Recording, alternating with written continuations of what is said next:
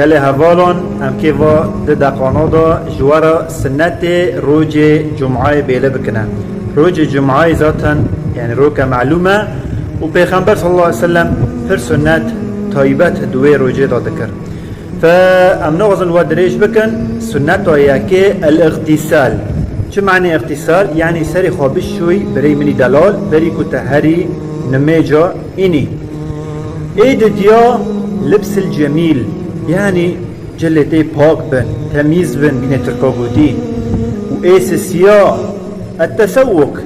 وسواك تهبو بجي سنة پیغمبر صلى الله عليه وسلم سواك خبري خاكا وبرا درانتي باك بن برا بين خوش جدي تواره فوقت كتفات شادكي يعني تهم سنتك پیغمبر صلى الله عليه وسلم تطبيق ديكي وهم سنتك روجي إني ديني شنيه وسنة چارا ايكو اسكي جوارا بيلا بكما التطيب خابين بكا وذاتا يعني بيني خوش مري حزدك تم اجمارا وره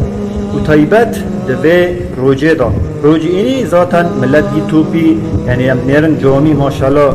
جيبي ملت فالوقت كو بيني تي خوش به هم يعني ملت رح تسز نابه وهم جي ملائكة رح تسز نابه وبيني نخوش مرا وره ملائكة بري بشرة مرا رح تسز دبه فورن ام ظالبا 4 سنة دن چنه ببراي خارا محمد كرم كبريمه سنة دن سورة الكهف إيسان بخونه خد تعالى ما بين حر إينا نورا كده إيسين يعني تمام سنة ديان زوري جامي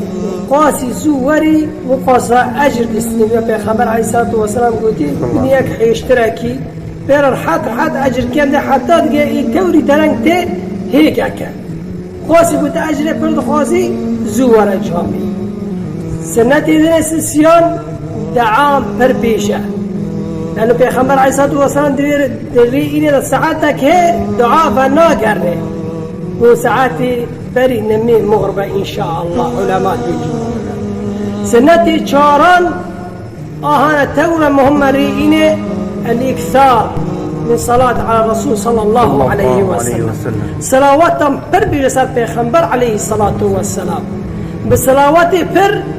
هم مغمتا دارن بصلواتي بر قنيتا عافت بن ومجي حديثك هي وسورة البريق سلنا پیغمبر صلى الله عليه وسلم بيجي من صلى عليه صلاة رجئيني دا صلى الله به عليه 10 وذاتا خادج كريم ترتنا قال إيمان دارا خادج خير ما وقبول بك إن شاء الله فون بن يعني سنة پیغمبر خاص صلى الله عليه وسلم بقرن برمدن فكيجان خيرا خادج تعالى وبيغمبره وي صلى الله عليه وسلم مرة بيلكر فخادج تعالى خير ما وقبول بك وخير بريمي محمد قبول بك آمين بميدنا بخير وخشي والسلام عليكم ورحمة الله وبركاته.